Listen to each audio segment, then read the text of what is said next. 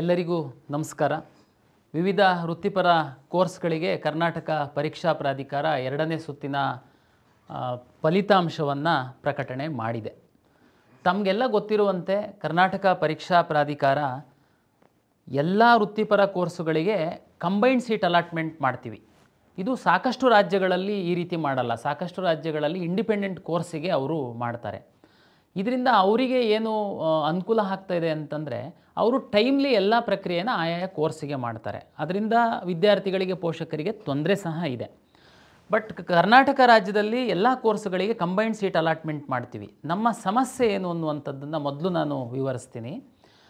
AICTE ಅವರು engineering ಕಾಲೇಜುಗಳಿಗೆ ಯಾವ ಸಂದರ್ಭದಲ್ಲಿ ಅಡ್ಮಿಷನ್ಸ್ ಆಗಬೇಕು, ಲಾಸ್ಟ್ ಡೇಟ್ ಯಾವಾಗ ಅಂತ AICTE ಅವರು ಹೇಳ್ತಾರೆ. ಮೆಡಿಕಲ್ಲು ಮತ್ತು ಡೆಂಟಲ್ಲಿಗೆ ಸಂಬಂಧಪಟ್ಟಂತೆ ತಮ್ಗೆ ಗೊತ್ತಿದೆ MCC ಅವರು ಟೈಮ್ ಟೇಬಲನ್ನು ಕೊಡ್ತಾರೆ. ಇದು ಎರಡನ್ನೂ ಅಲೈನ್ ಮಾಡಲಿಕ್ಕೆ ನಮಗೆ ಸಾಕಷ್ಟು ಸಮಸ್ಯೆ ಆಗ್ತಾಯಿದೆ. ಈ ಹಿನ್ನೆಲೆಯಲ್ಲಿ ನಾವು ಇಂಜಿನಿಯರಿಂಗಿಗೆ ಸಂಬಂಧಪಟ್ಟಂತೆ ಎಲ್ಲ ರೆಡಿ ಮಾಡ್ಕೊಂಡಿದ್ದರೂ ಸಹ MCC ಅವರು ಮೆಡಿಕಲ್ಲು ಡೆಂಟಲ್ಲಿಂದು ಟೈಮ್ ಟೇಬಲ್ ಕೊಡಲಿಲ್ಲ ಅನ್ನೋ ಕಾರಣಕ್ಕೆ ನಮ್ಮದು ಫಸ್ಟು ಸುತ್ತಿನ ಒಂದು ಫಲಿತಾಂಶ, ಅಡ್ಮಿಷನ್ಸ್ ಎಲ್ಲ ಡಿಲೇ ಆಯಿತು. ಅಂತಿಮವಾಗಿ ಅದು ಮುಗೀತು. ಕೊನೆಗೆ ಎರಡನೇ ಸುತ್ತಿನ ಫಲಿತಾಂಶಕ್ಕೆ ಸಾಕಷ್ಟು ಸಿದ್ಧತೆಯನ್ನು ನಾವು ಮಾಡಿಕೊಂಡ್ವಿ ಮತ್ತು ಅದಕ್ಕೆ ತಕ್ಕಂತೆ ನಾವು ನಿಮಗೆ ಬಿಟ್ವಿ. ನಾವು ಏನು ಹೇಳಿದ್ವಿ, MCC ಅವರು ಎರಡನೇ ಸುತ್ತಿನ ಮೆಡಿಕಲ್ಲು ಮತ್ತು ಡೆಂಟಲಿಗೆ ಸಂಬಂಧಪಟ್ಟಂತಹ ಫಲಿತಾಂಶ ಬಿಟ್ಟ ನಂತರ ನಾವು ಮಾಕ್ ರಿಸಲ್ಟನ್ನೇ ಬಿಡ್ತೀವಿ. ಅವರು ಫಲಿತಾಂಶವನ್ನು ಬಿಟ್ಟ ನಂತರ ಕ್ವಿಟ್ ಆಗಲಿಕ್ಕೆ ನಾವು ಅವಕಾಶವನ್ನು ಕೊಡ್ತೀವಿ. ಫ್ರೀಯಾಗಿ ಬೇರೆ ರಾಜ್ಯ ಮತ್ತು MCCನಲ್ಲಿ ಮೆಡಿಕಲ್ಲು ಮತ್ತು ಡೆಂಟಲ್ ಸೀಟ್ ಸಿಕ್ಕಿದ್ದಂಥವರು ಕ್ವಿಟ್ ಮಾಡ್ಕೊಳ್ತಾ ಹೋಗಿ ಏನು ಸೀಟ್ಸು ಅವೈಲಬಲ್ ಸಿಗುತ್ತೆ ಅದನ್ನು ಅದೇ ಸುತ್ತಿನಲ್ಲಿ ಹಾಕ್ಕೊಂಡು ನಾವು ರೀರನ್ ಮಾಡಿ ಎರಡನೇ ಸುತ್ತಿನ ಅಂತಿಮ ಫಲಿತಾಂಶವನ್ನು ಕೊಡ್ತೀವಿ ಅಂತ ನಾವು ಈ ಹಿಂದೆ ಭಾಳ ಸ್ಪಷ್ಟವಾಗಿ ತಮಗೆ ಹೇಳಿದ್ವಿ. ಮತ್ತು ಎರಡನೇ ಸುತ್ತಿನಲ್ಲಿ ಚಾಯ್ಸ್ 1 ಮತ್ತು ಚಾಯ್ಸ್ 4 ಮಾತ್ರ ಕೊಡ್ತೀವಿ ಅಂತ ಸಹ ಹೇಳಿದ್ವಿ. ಏನು ರೀಸನ್?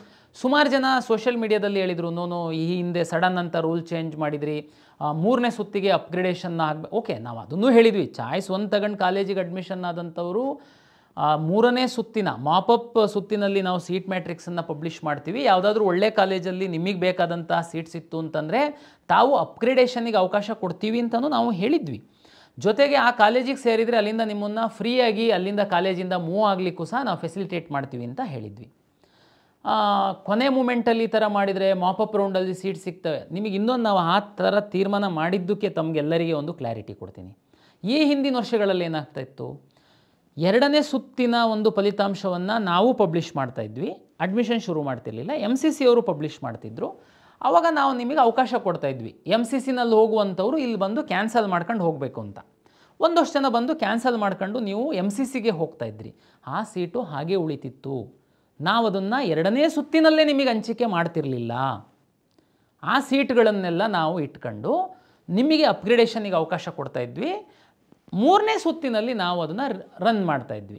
ಆವಾಗ ಸುಮಾರು ಇಂಜಿನಿಯರಿಂಗ್ ಕಾಲೇಜವರು, ಟಾಪ್ ಇಂಜಿನಿಯರಿಂಗ್ ಕಾಲೇಜವ್ರು ಏನಾದರೂ MCCಗೆ ಬಿಟ್ಟೋಗಿತ್ತು ಅಂತಂದರೆ, ನೀವು ವೆಟರ್ನರಿಯವರು MCCಗೆ ಬಿಟ್ಟೋಗಿತ್ತು ಅಂತಂದರೆ ಮೂರನೇ ಸುತ್ತಿನಲ್ಲಿ ಅಪ್ಗ್ರೇಡ್ ಆಗುವಂಥ ಅವಕಾಶಗಳು ಜಾಸ್ತಿ ಇತ್ತು. ನಾನು ಈ ಸರಿ ಏನು ಹೇಳಿದ್ದೆ ನಿಮಗೆ ಇದಕ್ಕಿಂತ ಮೊದಲು, MCC ಅವರು ಎರಡನೇ ಸುತ್ತಿನ ಫಲಿತಾಂಶವನ್ನು ಪ್ರಕಟಿಸಿದ ನಂತರ ಇಲ್ಲಿಂದ ಕ್ವಿಟ್ ಮಾಡೋದಕ್ಕೆ ಅವಕಾಶ ಕೊಡ್ತೀನಿ.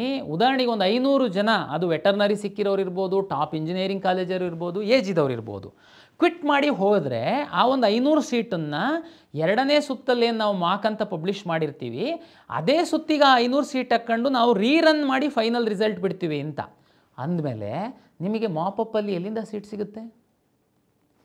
ಮಾಪಪ್ಪಲ್ಲಿ ಸೀಟ್ ಸಿಗ್ತಿದ್ದೇನೆ ನಾವು ಸೆಕೆಂಡ್ ರೌಂಡಲ್ಲಿ ಕ್ಯಾನ್ಸಲ್ ಮಾಡಿದವ್ರನ್ನ ಥರ್ಡ್ ರೌಂಡಿಗೆ ಹಾಕ್ಕೊಂಡ್ರೆ. ಬಟ್ ನಾನು ಸೆಕೆಂಡ್ ರೌಂಡಲ್ಲೇ ಆ ಸೀಟನ್ನು ಹಾಕ್ಕೊಂಡ್ರೆ ರನ್ ಮಾಡ್ತೀನಿ ಅಂತ ಹೇಳಿದ್ದೆ. ಅದಕ್ಕೆ ಚಾಯ್ಸ್ 1 and 3 ಕೊಟ್ಟಿದ್ದೆ. ಆದ್ರೂ ಯಾರಾದರೂ ಬಿಟ್ಟು ಹೋದರೆ ಅಡ್ಮಿಷನ್ ಆದವರು ಅಪ್ಗ್ರೇಡಿಗೆ ಬರಬೇಕು ಅಂತ ಹೇಳಿದ್ವಿ. ಅದರಲ್ಲಿ ಯಾವುದೇ ಚೇಂಜ್ ಇರಲಿಲ್ಲ ನಮ್ಮದು. ಆದರೆ ನಾವು ಅಂದ್ಕೊಂಡಂಗೆ ಕೆಲವೊಮ್ಮೆ ಆಗಲ್ಲ. ತಮಗೆಲ್ಲ ಗೊತ್ತಿದೆ, ಅನಿರ್ದಿಷ್ಟಾವಧಿಗೆ MCC ಅವರು ಟೈಮ್ ಟೇಬಲ್ನ ಮುಂದೂಡ್ತಾ ಬರ್ತಾ ಇದ್ದಾರೆ. ಇಲ್ಲಿವರೆಗೆ 29ರಿಂದ ಅಂತೇಳಿದ್ರು, ಇಲ್ಲಿವರೆಗೆ ಯಾವುದು ಕ್ಲಾರಿಟಿ ಇಲ್ಲ.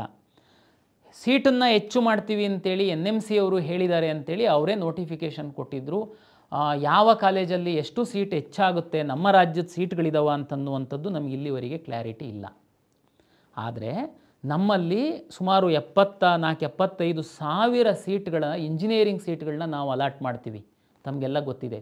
AICTE ಅವರ ಪ್ರಕಾರ ಸೆಪ್ಟೆಂಬರ್ 15ನೇ ತಾರೀಕು ಟೆಕ್ನಿಕಲ್ ಕೋರ್ಸಸ್ಸಿಗೆ ಅಡ್ಮಿಷನ್ ಲಾಸ್ಟ್ ಡೇಟು. ಅರ್ಥ ಮಾಡ್ಕೊಳ್ಳಿ. ಇನ್ನೂ ಒಂದು ಹೇಳ್ತೀನಿ, ತಮಗೆಲ್ಲ ಗೊತ್ತಿದೆ, ಎಲ್ಲ ಖಾಸಗಿ ಕಾಲೇಜುಗಳಲ್ಲಿ ಸಹ 45% ಇಂಜಿನಿಯರಿಂಗ್ ಸೀಟ್ಗಳನ್ನು ಸರ್ಕಾರಕ್ಕೆ ಬಿಟ್ಟುಕೊಡ್ತಾರೆ. ಆ 45% ಮತ್ತು ಲಿಂಗ್ವಿಸ್ಟಿಕ್ ಮೈನಾರಿಟಿ ಮತ್ತು ಯೂನಿವರ್ಸಿಟಿ ಕಾಲೇಜುಗಳಲ್ಲಿ 40% ಸೀಟುಗಳಿಗೆ ಸಹ ರಾಜ್ಯ ಸರ್ಕಾರದ ನಿಯಮದಂತೆ ರೋಸ್ಟರ್ ಆಧಾರದ ಮೇಲೆ ನಾವು ಸೀಟ್ ಹಂಚಿಕೆ ಮಾಡ್ತೀವಿ. ಸರ್ಕಾರ ನಿಗದಿಪಡಿಸುವಂತಹ ಶುಲ್ಕಕ್ಕೆ ನಾವು ಅಡ್ಮಿಷನ್ ಕೊಡಬೇಕು ಅವರು.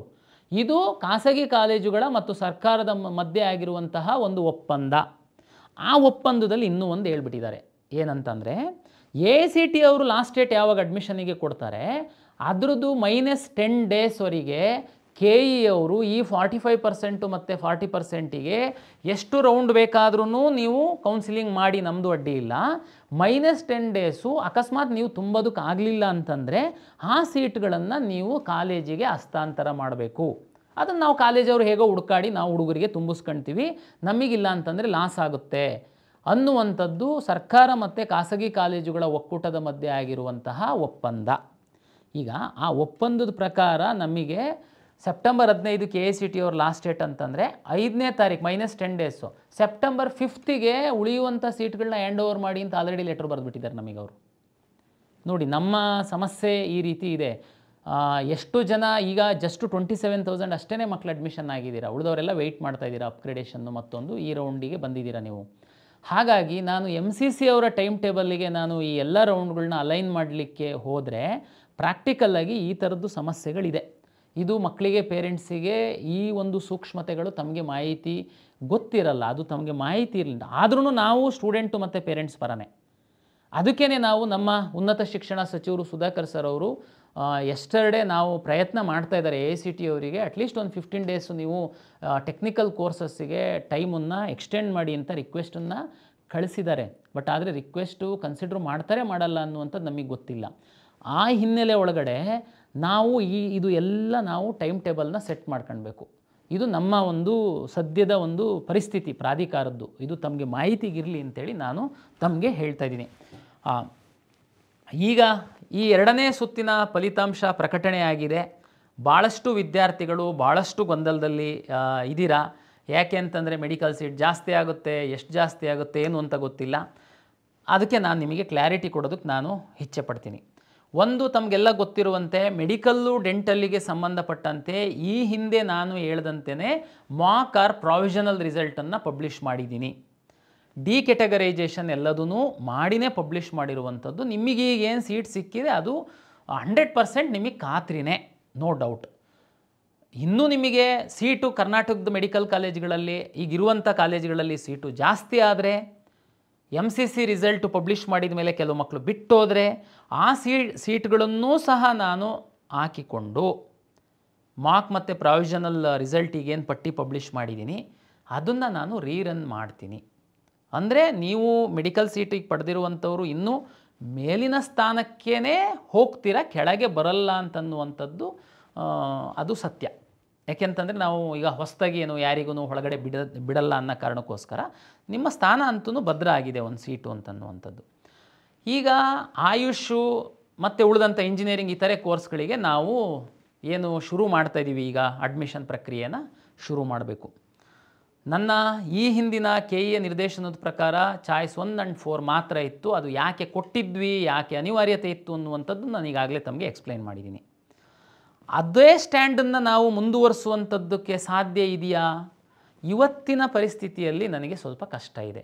ಕಾರಣ ಏನು ಅಂತಂದರೆ, ಆಯುರ್ವೇದ ಕಾಲೇಜುಗಳದ್ದು ಸೀಟ್ ಮ್ಯಾಟ್ರಿಕ್ಸನ್ನು ಅವರು ಎಷ್ಟು ಪ್ರಯತ್ನ ಮಾಡಿದ್ರು ಅವರು ಕೊಟ್ಟರು, ಸೆಕೆಂಡ್ ರೌಂಡಿಗೆ ಫಸ್ಟ್ ಕೊಟ್ಟಿದ್ದಾರೆ. ಒಂದಷ್ಟು ನರ್ಸಿಂಗ್ ಕಾಲೇಜುಗಳು ಸಹ ಸೆಕೆಂಡ್ ರೌಂಡಿಗೆ ಅವರು ನಮಗೆ ಕೊಟ್ಬಿಟ್ಟಿದ್ದಾರೆ.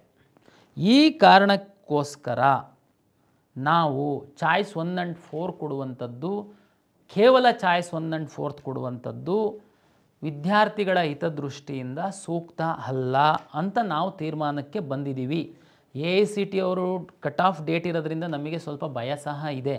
ಬಟ್ ಸ್ಟಿಲ್ ನಾವು ವಿದ್ಯಾರ್ಥಿಗಳ ದೃಷ್ಟಿಯಿಂದ ಚಾಯ್ಸ್ 1 and 4 ಮಾತ್ರ ಕೊಟ್ಟರೆ ನಿಮಗೆ ಸ್ವಲ್ಪ ತೊಂದರೆ ಆಗುತ್ತೆ ಅನ್ನುವಂತಹ ಕಾರಣಕ್ಕೆ 2ನೇ ಸುತ್ತಿನ ಫಲಿತಾಂಶದ ನಂತರ ಮೆಡಿಕಲ್ಲು ಡೆಂಟಲ್ಲು ಹೊರತುಪಡಿಸಿ ಉಳಿದ ಎಲ್ಲ ಕೋರ್ಸುಗಳಿಗೆ ಈ ಹಿಂದೆ ಇದ್ದಂತೆ ಚಾಯ್ಸ್ 1, 2, 3, 4 ನಾವು ಕೊಡ್ತಾಯಿದ್ದೀವಿ.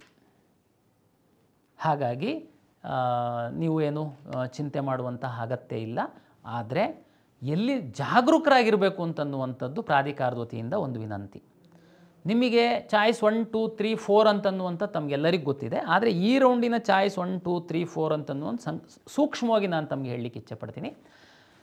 ಚಾಯ್ಸ್ 1 ತುಂಬ ಖುಷಿ ಇದೆ, ಯಾಕೆ ಡಿ ಕ್ಯಾಟಗರೈಸೇಷನ್ ಎಲ್ಲ ಆಗಿದೆ, ಕೆಲವರಿಗೆಲ್ಲ ಒಳ್ಳೆ ಸೀಟು ಸಿಕ್ಕಿರ್ಬೋದು, ನಿಮ್ಮ ಅದಕ್ಕಿಂತ ಹೈಯರ್ ಆಪ್ಷನ್ಸ್ ಇಲ್ಲದೆ ಇರ್ಬೋದು. ನಿಮ್ಮ ಒಂದು ಉದ್ದೇಶನೇ ಗುರಿನೇ ಒಂದು ಯಾವುದೋ ಕಾಲೇಜಲ್ಲಿ ಒಂದು ಸೀಟ್ ಪಡಿಬೇಕು ಅಂತಿತ್ತು, ಅದು ಈಗ ಸಿಕ್ಬಿಟ್ಟಿದೆ. ದಯಮಾಡಿ ತಾವು ಚಾಯ್ಸ್ 1 ಹಾಕಿ ಕಾಲೇಜ್ ಸೀಟ್ ಕನ್ಫರ್ಮೇಷನ್ಸ್ ಚಾಯ್ಸ್ 1 ಹಾಕಿ ಹಣ ಕಟ್ಟಿ ಸೀಟ್ ಕನ್ಫರ್ಮೇಷನ್ ಸ್ಲಿಪ್ಪನ್ನು ಡೌನ್ಲೋಡ್ ಮಾಡ್ಕೊಳ್ಳಿ, ಕಾಲೇಜಿಗೆ ಹೋಗಿ ಅಡ್ಮಿಷನ್ ಆಗಿ. ಈಗ ಸಿಕ್ಕಿರುವಂಥದ್ದು ನನಗೆ ಖುಷಿ ಇದೆ, ಆದರೆ ನನ್ನ ಮೇಲಿನ ಇನ್ನೊಂದಷ್ಟು ಆಪ್ಷನ್ಗಳು ನನ್ನಲ್ಲಿದೆ, ಅವ್ರು ಯಾರಾದ್ರೂ ಬಿಟ್ಕೊಡ್ತು ಅಂತಂದರೆ ನಾನು ಆ ಕೋರ್ಸಿಗೆ ಹೋಗುವಂಥದ್ದಕ್ಕೆ ನಾನು ಇಚ್ಛೆ ಪಡ್ತೀನಿ ಅಂತ ಅನ್ನುವಂಥವರು ದಯಮಾಡಿ ಚಾಯ್ಸ್ 2 ಹಾಕಿ ಆ ಕೋರ್ಸು ಫೀಸು ಅಂದರೆ ಚಾಯ್ಸ್ 2 ಈಗ ಯಾವ ಸೀಟ್ ಸಿಕ್ಕಿದೆ ಅದರದ್ದು ಕೋರ್ಸ್ ಫೀಸ್ ಏನಿದೆ ಆ ಕೋರ್ಸ್ ಫೀಸನ್ನು ತಾವು ಕಟ್ಟಬೇಕಾಗುತ್ತೆ. ಚಾಯ್ಸ್ 2 ಹಾಕ್ತೀರಾ, ಕೋರ್ಸ್ ಫೀಸನ್ನು ಕಟ್ತೀರಾ. ಆದರೆ ನೀವು ಕಾಲೇಜಿಗೆ ಹೋಗಿ ಅಡ್ಮಿಷನ್ ಆಗುವಂಥದ್ದಿರಲ್ಲ, ತಾವು ವೆಯ್ಟ್ ಮಾಡ್ತೀರಾ. ಚಾಯ್ಸ್ 3 ಚಾಯ್ಸ್ 3 2ನೇ ರೌಂಡಲ್ಲಿ ಕೊಡುವಂಥದ್ದು ಹೇಳಬೇಕು ಅಂತಂದರೆ ಹಿಂದಿನ ವರ್ಷದ ನಮ್ಮ ಅನುಭವದ ಪ್ರಕಾರ ಸೂಕ್ತ ಅಲ್ಲ. ಕೆಲವರು ತಮಾಷೆಗೋಸ್ಕರ ಚಾಯ್ಸ್ 3 ಹಾಕಿ ಏನೂ ಅವ್ರದ್ದು ನಮ್ಮ ಹತ್ರ ಇರಲ್ಲ, ಲಾಸ್ಟು ಮೂಮೆಂಟಲ್ಲಿ ಅವರು ಈ ಕಡೆ ರೆಸ್ಪಾಂಡ್ ಮಾಡದೇ ಇಲ್ಲದೆ ಕಾಲೇಜಿಗೆ ಸೀಟ್ ಬಿಟ್ಕೊಟ್ಟಂಥ ಉದಾಹರಣೆಗಳಿದ್ದಾವೆ. ಆದರೂ ಸಹ ನಾವು ಯಾರೋ ಕೆಲವರು ಮಾಡಿರುವಂಥದ್ದಕ್ಕೆ ಎಲ್ಲ ವಿದ್ಯಾರ್ಥಿಗಳಿಗೆ ನಾವು ಒಂದೇ ಸಮಾನವಾಗಿ ನೋಡುವಂಥದ್ದು ಸೂಕ್ತ ಅಲ್ಲ ಅಂತ ಅಂದ್ಕೊಂಡು ಚಾಯ್ಸ್ 3 ಸಹ ಕೊಡ್ತಾಯಿದ್ದೀವಿ. ಆದರೆ 10,000 ರೂಪೀಸ್ ಕಾಶನ್ ಡೆಪಾಸಿಟ್ ಕಟ್ಟಿ ಅಂತ ನಾನು ರಿಕ್ವೆಸ್ಟ್ ಮಾಡ್ತಾಯಿದ್ದೀನಿ. ಚಾಯ್ಸ್ 3 ಯಾರು ಹಾಕ್ತೀರಾ ಕಾಶನ್ ಡೆಪಾಸಿಟ್ ತಾವು ಕಟ್ಟಬೇಕು.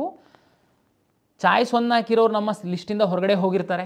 ಚಾಯ್ಸ್ 2 ಹಾಕಿರುವಂಥವ್ರು ನೆಕ್ಸ್ಟು ಅಪ್ಗ್ರೇಡ್ ಆಗಲಿಲ್ಲ ಅಂತಂದರೆ ಆ ಸೀಟಿಗೆ ತಾವು ಹೋಗಿ ಅಡ್ಮಿಷನ್ ಆಗಲೇಬೇಕು. ಆವಾಗ ಯಾವುದೂ ಅವಕಾಶ ಇರಲ್ಲ ತಮಗೆ ಬಿಟ್ಕೊಡೋದಕ್ಕೆ. ಇಲ್ಲ ಅಂತಂದರೆ ನೀವು course fees plus 5 times penalty ಕಟ್ಟಿ ಸೀಟನ್ನು ಕ್ಯಾನ್ಸಲ್ ಮಾಡ್ಕೊಳ್ಳುವಂಥ ಪನಿಷ್ಮೆಂಟ್ ಇದೆ. ಚಾಯ್ಸ್ 3 ಹಾಕಿರೋರೆ 10,000 ಅಲ್ಲ ಕಟ್ಟನ, ನೋ, 10,000 ಕಾಶನ್ ಡೆಪಾಸಿಟ್ ಕಟ್ಟುವಂಥದ್ರ ಜೊತೆಗೆ ಚಾಯ್ಸ್ 3 ಅವರು ಚಾಯ್ಸ್ 3 ಅಂದ್ರೇನು, ಈಗ ನಿಮಗೆ ಸಿಕ್ಕಿರುವಂಥದ್ದು ನಿಮ್ಮ ಖಾತೆಯಿಂದ ಸೀಟು ಬಿಟ್ಟು ಹೋಗುತ್ತೆ, ಉಳಿದಂಥ ಎಲ್ಲ ಆಪ್ಷನ್ಸ್ಗಳಿರುತ್ತೆ. 10,000 ಕೊಟ್ಬಿಟ್ಟು ಸುಮ್ಮನೆ ಕೂರುವಂಥದ್ದಲ್ಲ, ನೀವು ನೆಕ್ಸ್ಟ್ ರೌಂಡಲ್ಲಿ ಕಂಪಲ್ಸರಿ ಅಡ್ಮಿಷನ್ಸ್ ಇದೆ. ಹಾಗಾಗಿ ಚಾಯ್ಸ್ 3 ಹಾಕಿ 10,000 ಕೊಟ್ಟ ಮಾತ್ರಕ್ಕೆ ನೀವು ಸೇಫ್ ಅಂತಲ್ಲ. ತಾವು ದಯಮಾಡಿ ನಿಮ್ಮ ಲಾಗಿನ್ ಒಳಗಡೆ ಇರುವಂತಹ ಎಲ್ಲ ಆಪ್ಷನ್ಗಳನ್ನ ತಾವು ಪರಿಶೀಲನೆ ಮಾಡಿ. ನಿಮಗೆ ನಿಜವಾಗೂ ಈ ಕಾಲೇಜು ಸಿಕ್ಕಿದರೆ ಮಾತ್ರ ನಾನು ಹೋಗ್ತೀನಿ ಅನ್ನುವಂಥದ್ದನ್ನು ಖಾತ್ರಿಪಡಿಸ್ಕೊಂಡು ಅಂಥ ಕಾಲೇಜುಗಳನ್ನು ಮಾತ್ರ ತಮ್ಮ ಖಾತೆ ಒಳಗಡೆ ಲಾಗಿನ್ ಒಳಗಡೆ ಇಟ್ಕೊಳ್ಳಿ. ಸುಮ್ಮನೆ ಚಾಯ್ಸ್ 3 ಹಾಕ್ಬಿಟ್ಟು 10,000 ಕೊಟ್ಟು ನೀವು ಯಾವುದೋ ಫಸ್ಟ್ ರೌಂಡಲ್ಲಿ ಹಾಕಿರುವಂಥ ಎಷ್ಟೋ ಕಾಲೇಜ್ಗಳು ಇಷ್ಟ ಇದೆ ಇಷ್ಟ ಇಲ್ದಿರೋವೆಲ್ಲ ಇರ್ತವೆ. ನಮ್ಮ ಸಿಸ್ಟಮಿಗೆ ಏನು ಗೊತ್ತಾಗುತ್ತೆ, ನೀವು ಹಾಕಿರೋ ಆಪ್ಷನ್ ಮೇಲೆ ಪ್ರಿಯಾರಿಟಿ ಮೇಲೆ ಅಲರ್ಟ್ ಮಾಡ್ತೀವಿ. 3rd ರೌಂಡಿಗೆ ಬಂದಾಗ ನೋ ನನಗೆ ಅದೂ ಇಷ್ಟ ಇಲ್ಲ ಅಂತಂದರೆ 10,000 ರೂಪಾಯಿ ಫೋರ್ಫಿಟ್ ಮಾಡ್ತೀವಿ. ಜೊತೆಗೆ ನಿಮ್ಮದು ಆ course fees plus 5 times penalty ಹಾಕ್ತೀವಿ. ಇಲ್ಲ ನನಗೇನು ನಾನು ಬರೋದೇ ಇಲ್ಲ ಈ ಕಡೆ 10,000 ರೂಪಾಯಿ ಅಷ್ಟೇ ಇರುತ್ತೆ ಅಂತ ನೀವು ಅಂದ್ಕೊಳ್ಬೋದು. ಆದರೆ ನೀವು ಎಲ್ಲೂ ಹೋಗ್ಲಿಕ್ಕಾಗಲ್ಲ ಕರ್ನಾಟಕ ಪರೀಕ್ಷಾ ಪ್ರಾಧಿಕಾರ ಬಿಟ್ಟು. ನೀವು ನೆಕ್ಸ್ಟ್ ಇಯರ್ ಸಹ ಬರ್ತೀರ, ತಮ್ಗೆ ಗೊತ್ತಿರಬೇಕು. ಲಾಸ್ಟ್ ರೌಂಡಲ್ಲಿ ಸೀಟ್ ತಗೊಂಡು ಅಡ್ಮಿಷನ್ ಆಗಿಲ್ಲ ಅಂತಂದರೆ ಮುಂದಿನ ವರ್ಷ ನೀವು ಕೌನ್ಸಿಲಿಂಗಲ್ಲಿ ಭಾಗವಹಿಸುವಂಥದ್ದಕ್ಕೆ ಅವಕಾಶ ಇರಲ್ಲ. ಈ ವರ್ಷ ಹೋದ ವರ್ಷ ಸೀಟ್ ತಗೊಂಡು ಅಡ್ಮಿಷನ್ ಆಗಿಲ್ದಿರುವಂತಹ 1,600 ವಿದ್ಯಾರ್ಥಿಗಳಿಗೆ ಈ ವರ್ಷ ನಾವು ಬಾರ್ ಮಾಡಿದ್ದೀವಿ ಕೊನೆ ಸುತ್ತಿನಲ್ಲಿ. ಅಂಥ ಪರಿಸ್ಥಿತಿ ಬರುತ್ತೆ. ಅದಕ್ಕೆ ಚಾಯ್ಸ್ 3 ಹಾಕೋರು 10,000 ಕೊಟ್ಟರೆ ಮಾತ್ರ ಅಲ್ಲ, 10,000 ಕಾಶನ್ ಡೆಪಾಸಿಟ್ ಕೊಡೋದ್ರ ಜೊತೆಗೆ ನಿಮ್ಮ ಲಾಗಿನ್ನಲ್ಲಿರುವಂತಹ ಎಲ್ಲ ಕಾಲೇಜುಗಳನ್ನು ತಾವು ಒಮ್ಮೆ ಪರಿಶೀಲನೆ ಮಾಡಿ ನಿಮಗೆ ನಿಜವಾಗೂ ಸೀಟ್ ಸಿಕ್ಕಿದರೆ ಹೋಗ್ತೀನಪ್ಪ ನನ್ನ ಕಾಲೇಜಿಗೆ ಅನ್ನುವಂಥದ್ದನ್ನು ಮಾತ್ರ ತಾವು ಅಲ್ಲಿ ಬಿಡಬೇಕಾಗುತ್ತೆ. ಹಾಗಾಗಿ ಈಗ ಮುಂದಿನ 3-4 ದಿವಸ ನಾವು ಚಾಯ್ಸಿಗೆ ಮಾತ್ರ ಕೊಟ್ಟಿರ್ತೀವಿ, ದುಡ್ಡು ಕಟ್ಟಿರ್ತೀರ. ನೆಕ್ಸ್ಟು ಏನು ನಾನು ಕೌನ್ಸಿಲಿಂಗ್ ಪ್ರಕ್ರಿಯೆ ರೀಅರೇಂಜ್ ಮಾಡುವಂಥದ್ದಕ್ಕೆ ಬಿಡ್ತೀನಿ. ಆವಾಗ ಚಾಯ್ಸ್ 3 ಹಾಕಿರುವಂಥವರು ದಯಮಾಡಿ ಲಾಗಿನ್ ಆಗಿ ತಾವು ರೀಅರೇಂಜ್ ಮಾಡಿ ಪ್ರಾಪರಾಗಿ. ಚಾಯ್ಸ್ 2 ಹಾಕಿರುವಂಥವ್ರು ಅಷ್ಟೇ, ಚಾಯ್ಸ್ 2 ಹಾಕಿರ್ತೀರ, ಮೇಲ್ಗಡೆದು ಹೈಯರ್ ಆಪ್ಷನ್ ತಗೊಳುತ್ತೆ. ಮೇಲ್ಗಡೆ ನಿಮಗೆ ಯಾವುದಾದ್ರೂ ಇಷ್ಟ ಇಲ್ಲ ಅಂತಂದರೆ, ಈಗ ಸಿಕ್ಕಿರೋ ಕಾಲೇಜ್ಗಿಂತನೂ ಸ್ವಲ್ಪ ಅದು ವೀಕ್ ಇದೆ, ನನಗೆ ಆಸಕ್ತಿ ಇಲ್ಲ ಅಂತಂದರೆ ದಯಮಾಡಿ ತಾವು ಡಿಲೀಟ್ ಮಾಡೋದಕ್ಕೆ ಅವಕಾಶ ಇರುತ್ತೆ. ಅದನ್ನು ಬಿಟ್ಬಿಟ್ಟು ಈಗ ಚಾಯ್ಸ್ 2 ಹಾಕಿ ಆ ಕಡೆ ತಿರುಗಿ ನೋಡದೇ ಇಲ್ದಿರುವಂಥದ್ದು. ಆಮೇಲೆ ಸಿಕ್ಕಿದಾಗ ಓ ನೋ ನೋ ನೋ ಅದು ಚೆನ್ನಾಗಿಲ್ಲ ಅಂತ ಅನ್ನೋದಕ್ಕಾಗಲ್ಲ. ಹೈಯರ್ ಆಪ್ಷನ್ ನೀವೇ ಹಾಕಿರ್ತೀರ. ಚಾಯ್ಸ್ 3 ಹಾಕಿ 10,000 ಕಾಶ್ ಆ್ಯಂಡ್ ಡೆಪಾಸಿಟ್ ಕಟ್ಟಿದ ಮಾತ್ರಕ್ಕೆ ನಿಮ್ಮದು ಮುಗಿಯಲ್ಲ. ನೆಕ್ಸ್ಟ್ ನಾವು ಕೌನ್ಸಿಲಿಂಗ್ದು ಎನೇಬಲ್ ಮಾಡ್ತಿದ್ದಂಗೆ ಲಾಗಿನ್ ಆಗಿಬಿಟ್ಟು ತಾವು ಪ್ರಾಪರಾಗಿ ವೆರಿಫೈ ಮಾಡ್ಕೊಳ್ಳಿ ನಿಮ್ಮ ಆಪ್ಷನ್ಸು. ಉಳಿದಂತೆ ಚಾಯ್ಸ್ 4 ತಮಗೆಲ್ಲ ಗೊತ್ತಿದೆ. ಕೌನ್ಸಿಲಿಂಗಲ್ಲಿ ಮುಂದುವರಿಯೋದಕ್ಕೆ ನನಗೆ ಇಷ್ಟ ಇಲ್ಲ ಅಂತೇಳಿ ಚಾಯ್ಸ್ 4 ಹಾಕ್ತೀರಾ. ನಮ್ಮ ಕೌನ್ಸಿಲಿಂಗಿಂದ ತಾವು ಹೊರಗಡೆ ಹೋಗ್ತೀರಾ. ತಾವು ಮ್ಯಾನೇಜ್ಮೆಂಟಲ್ಲೋ ಮತ್ತೆಲ್ಲೋ ಅಡ್ಮಿಷನ್ಸ್ ಹಾಕ್ತೀರಾ. ನಿಮಗೆ ತಿರ್ಗಾ ನಮ್ಮ ಕಡೆ ಪ್ರವೇಶ ಇರಲ್ಲ. ಚಾಯ್ಸ್ 4 ಹಾಕ್ತಂಥವರಿಗೆ ಇದು. ಆಮೇಲೆ ಈ ಹಿಂದೆಯೇ ನಾನು ಈಗಾಗಲೇ ಹೇಳಿದ್ದೀನಿ ಕಳೆದ ರೌಂಡಲ್ಲಿ, ಅದು ಈಗಲೂ ಅನ್ವಯಿಸುತ್ತೆ. ಕೆಲವು ಸ್ಟೂಡೆಂಟು ಇದ್ದೀರಾ, ಕೌನ್ಸಿಲಿಂಗಲ್ಲಿ ಭಾಗವಹಿಸ್ತೀರಾ, ಸೀಟು ಅಲಾಟ್ ಆಗುತ್ತೆ, ಯಾವುದೂ ಚಾಯ್ಸ್ ಹಾಕಲ್ಲ. 1 2 3 4 ಯಾವುದೂ ಹಾಕಲ್ಲ, ಸುಮ್ಮನೆ ಬಿಟ್ಬಿಡ್ತೀರಾ. ಆಮೇಲೆ ಸ್ವಲ್ಪ ಹುಡುಗರು ಇಲ್ಲಿ KEಗೆ ಬರ್ತೀರಾ, ಎಲ್ಲ ಟೈಮ್ ಮುಗಿದ ಮೇಲೆ ನಾನು ಯಾವುದೂ ಚಾಯ್ಸ್ ಹಾಕಿಲ್ಲ, ಸುಮ್ಮನೆ ಅಲ್ಲಿ ಇರೋ ಕಡೆ ಎಲ್ಲ ಹೋಗಿ ಹೇಳ್ಕೊಂಡು ಓಡಾಡ್ತೀರಾ. ನೋಡಿ ನಂದು ಓಪನ್ ಆಗ್ತಾ ಇಲ್ಲ, ಸರ್ವರ್ ಎರರು ಏನಿಲ್ಲ, ಇಲ್ಲಿ KEನಲ್ಲಿ ನಮಗೆ ಹೆಲ್ಪ್ ಮಾಡ್ತಾ ಇಲ್ಲ ಅಂತ. ಆಮೇಲೆ ಫೈನಲಿ ನಮ್ಮ ಹತ್ರ ಬಂದು ನೋಡಿದರೆ ನೀವು ಕಳೆದ ಸುತ್ತಿನಲ್ಲಿ ಸಮಯದೊಳಗಡೆ ನಾವು 2-3 ಸರಿ ಎಕ್ಸ್ಟೆಂಡ್ ಮಾಡಿದರೆ ಸಹ ತಾವು ಯಾವುದು ಚಾಯ್ಸ್ ಹಾಕಿಲ್ಲ. ನಾವೇನೇ ನಿಮ್ಮನ್ನು ಹೊರಗಡೆ ಕಳಿಸ್ಕೊಟ್ಟಿದ್ವಿ. ಸುಮಾರು ಕಳೆದ ಸುತ್ತಿನಲ್ಲಿ 4,500 ವಿದ್ಯಾರ್ಥಿಗಳನ್ನ ನಾವೇನೇ ಹೊರಗಡೆ ಕಳಿಸ್ಕೊಟ್ಟಿದ್ವಿ. ಕೊನೆಗೆ ಸುಮಾರು ವಿದ್ಯಾರ್ಥಿಗಳು ಬಂದರು, ಜೆನ್ಯೂನ್ ಅಂತಂದ. ಕೊನೆಗೆ ಒಂದು 800ರಷ್ಟು ವಿದ್ಯಾರ್ಥಿಗಳು ಮತ್ತೆ ಅವರು 750 ಕಟ್ಟಿ ಲಾಗಿನ್ ಹಾಕೋದಕ್ಕೆ ಅವಕಾಶ ಮಾಡಿಕೊಟ್ವಿ. ಆದರೆ ಈ ಸುತ್ತಲ್ಲಿ ಖಂಡಿತ ನಾವು ಅದಕ್ಕೆ ಅವಕಾಶ ಮಾಡಿಕೊಡಲ್ಲ.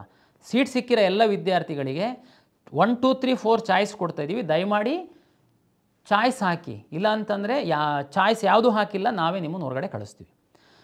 ಇನ್ನೊಂದು ಕೆಟಗರಿ ವಿದ್ಯಾರ್ಥಿಗಳಿದ್ದೀರಾ, ಚಾಯ್ಸ್ 1 ಹಾಕ್ತೀರಾ.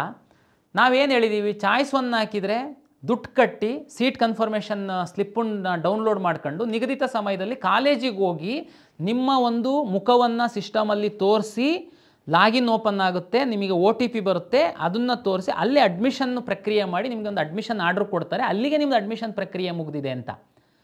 ಕೆಲವು ವಿದ್ಯಾರ್ಥಿಗಳು ಚಾಯ್ಸ್ 1 ಹಾಕಿದ್ದೀರಾ, ದುಡ್ಡು ಕಟ್ಟಿದ್ದೀರಾ, ಸೀಟ್ ಕನ್ಫರ್ಮೇಷನ್ ಸ್ಲಿಪ್ ಡೌನ್ಲೋಡ್ ಮಾಡ್ಕೊಂಡಿಲ್ಲ, ಸೀಟ್ ಕನ್ಫರ್ಮೇಷನ್ ಸ್ಲಿಪ್ ಡೌನ್ಲೋಡ್ ಮಾಡ್ಕೊಂಡಿದ್ದೀರಾ, ಕಾಲೇಜಿಗೆ ಹೋಗಿಲ್ಲ. ಎಂತ ಮಾಡೋದು ನಾನು ಇಂಥವರಿಗೆ? ಇಷ್ಟು ಎಲ್ಲ ನಾವು ಎಜುಕೇಟ್ ಮಾಡಿದ್ದೀವಿ. ಸಾಕಷ್ಟು ಯೂಟ್ಯೂಬ್ ಚಾನಲ್ ಅವರು ಎಜುಕೇಟ್ ಮಾಡ್ತಾ ಇದ್ದಾರೆ. ಏನು ನೀವು ಚಾಯ್ಸ್ 1 ಹಾಕೋ ತನಕ ನಿಮಗೆ ಬುದ್ಧಿ ಇದೆ ಅಂತಂದರೆ ಅದ್ರ ಮುಂದಿಂದು ಹೋಗಬೇಕು ಅನ್ನುವಂಥ ಸಹ ನಿಮಗೆ ಜ್ಞಾನ ಇದೆ. ಆದರೆ ಯಾಕೆ ನೀವು ಈ ರೀತಿ ಮಾಡ್ತಾಯಿದ್ದೀರಾ ನನಗೆ ಅರ್ಥ ಆಗ್ತಾಯಿಲ್ಲ. ಅದಕ್ಕೆ ಈ ಸರಿ ಮತ್ತೆ ಎಚ್ಚರಿಸ್ತಾ ಇದ್ದೀನಿ. ಮೊನ್ನೆ ಸುಮಾರು ವಿದ್ಯಾರ್ಥಿಗಳು ಈ ಥರ ಬಂದವರಿಗೆ ಕೊನೆ ಮೂಮೆಂಟಲ್ಲಿ ನಾನು ಕೆಲವೊಮ್ಮೆ ಅವಕಾಶ ಮಾಡಿ ಕೊಟ್ಟೆ. ಈ ಸಾರಿ ಮಾತ್ರ ಚಾಯ್ಸು 1 ಹಾಕಿ ನೀವು ಸೀಟ್ ಕನ್ಫರ್ಮೇಷನ್ ಸ್ಲಿಪ್ಪನ್ನು ತಗೊಂಡು ಕಾಲೇಜಿಗೆ ಹೋಗಿ ಅಡ್ಮಿಷನ್ ಆಗಿಲ್ಲ ಅಂತಂದರೆ ನಿಮ್ಮನ್ನು ನಮ್ಮ ಕೌನ್ಸಿಲಿಂಗಿಂದ ಹೊರಗಡೆ ಹಾಕ್ತೀನಿ. ಇಲ್ಲಾಂದ್ರೆ ನೀವು ಚಾಯ್ಸ್ 1 ಹಾಕೋಕ್ಕೆ ಹಾಕೋದ್ರಿ. 2 3 4 ಆಪ್ಷನ್ಸ್ ಇತ್ತಲ್ಲ, ಹಾಕ್ಬೋದಾಗಿತ್ತು. ಚಾಯ್ಸ್ 1 ಹಾಕಿದ್ದು ಇಲ್ಲ, ನಾವು ಚಾಯ್ಸ್ 1 ಹಾಕಿ ದುಡ್ಡು ಕಟ್ಟಿದ್ದೀವಿ ಸರ್, ನಮ್ಮನ್ನು ಹೊರಗಡೆ ಹಾಕಿದ್ರೆ ಹೆಂಗೆ? ಫೋರ್ಫಿಟ್ ಮಾಡ್ಕೊಳ್ತೀನಿ ಆ ದುಡ್ಡನ್ನು, ಸಿಸ್ಟಮಿಂದ ಹೊರಗಡೆ ಹಾಕ್ತೀನಿ. ನಿಮಗೆ ಲಾಸ್ಟು ಕೌನ್ಸಿಲಿಂಗಲ್ಲಿ 2 ದಿನ 3 ದಿನ ಎಕ್ಸ್ಟೆಂಡ್ ಮಾಡಿದರೆ ಸಹ ನೀವು ಚಾಯ್ಸ್ 1 ಹಾಕಿ ದುಡ್ಡು ಕಟ್ಟಿ ಕಾಲೇಜಿಗೆ ಹೋಗಲ್ಲ ಅಂತಂದರೆ ಏನು ತೋರಿಸುತ್ತೆ ಇದು? ಮತ್ತೆ ಹೇಳಿದ್ದೀವಿ 10 ಸಾರಿ ವಿಚಾರ ಮಾಡಿ ಹಾಕಿ, ಓದಿ 1 2 3 4 ಅಂತಂದ್ರೆ ಏನು ಅಂತ. ಈ ಸರಿ ಯಾರು ನಮ್ಮ ನೋಡಿದ್ದೀರಾ ತಮ್ಗೆ ಗೊತ್ತಾಗುತ್ತೆ. ಚಾಯ್ಸ್ 1 ಕ್ಲಿಕ್ ಮಾಡುವಾಗ ಒಮ್ಮಿಗೆ ಲಾಕ್ ಆಗಲ್ಲ, ಅದು ಸಾಕಷ್ಟು ಇನ್ಸ್ಟ್ರಕ್ಷನ್ಸ್ ಬರುತ್ತೆ. ತಾವು ಅಗ್ರಿ ಬಟನ್ ಮುಗ್ಬೇಕು, ಆಮೇಲೆ ಅಂದರೆ ಸುಮ್ಮನೆ ಫ್ರೀಸ್ ಆಗಿಬಿಟ್ಟು ಮಿಸ್ ಆಗಬಾರ್ದು ಅಂತ. ಇಷ್ಟು ಎಲ್ಲ ನಾವು ಅವಕಾಶ ಮಾಡಿ ಕೊಟ್ಟು ಸಹ ನೀವು ಈ ಥರ ಮಾಡ್ತು ಅಂತಂದರೆ ಅದಕ್ಕೆ ನಾವು ಲಕ್ಷಾಂತರ ವಿದ್ಯಾರ್ಥಿಗಳು ಆನ್ಲೈನಲ್ಲಿ ಕೌನ್ಸಿಲಿಂಗಲ್ಲಿ ಭಾಗವಹಿಸ್ತಿರ್ತಾರೆ.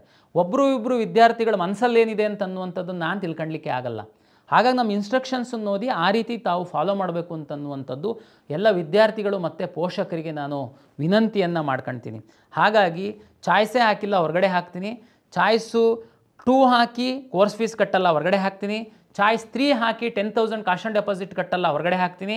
ಚಾಯ್ಸ್ 1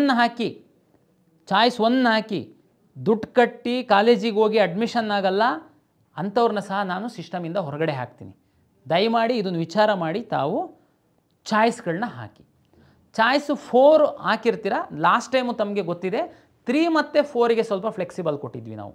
3 ಮತ್ತು 4 ಚಾಯ್ಸನ್ನು ಹಾಕಿದ್ದಂಥವರು ನಮ್ಮ ಲಾಸ್ಟ್ ಡೇಟ್ ತನಕ ತಾವು ಅದನ್ನು ಇಂಟರ್ಚೇಂಜ್ ಮಾಡ್ಕೊಳ್ಬೋದಾಗಿತ್ತು, ಅಥವಾ ಮತ್ತೆ ಮನಸ್ಸು ಬದಲಾಯಿಸಿ ತಾವು ಚಾಯ್ಸ್ 1 ಕಾಲೇಜಿಗೆ ಹೋಗ್ಬೋದಾಗಿತ್ತು.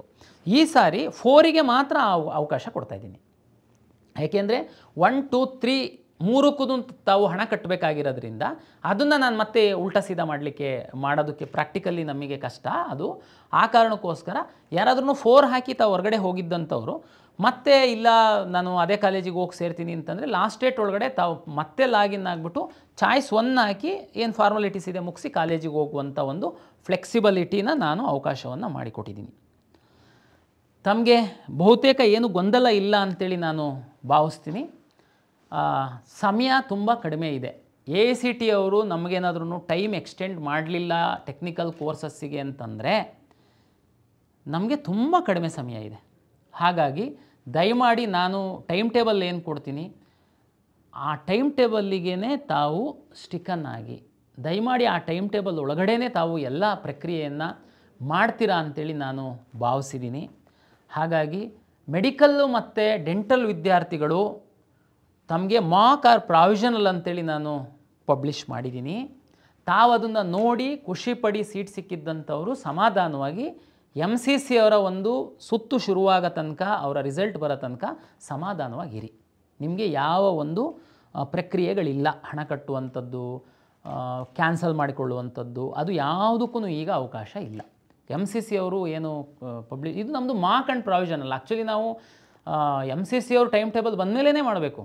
ಬಟ್ ನಾವು ಕಂಬೈನ್ ಮಾಡಲಿಕ್ಕೂ ಕರ್ನಾಟಕದಲ್ಲಿ ನಾವು ಮಾಡಿ ಅದಕ್ಕೇ ಮಾಕ್ ಆರ್ ಪ್ರಾವಿಷನಲ್ ಅಂತ ಹೇಳಿದ್ದೀವಿ ಮೆಡಿಕಲ್ ಮತ್ತು ಡೆಂಟಲ್ ಅವರಿಗೆ.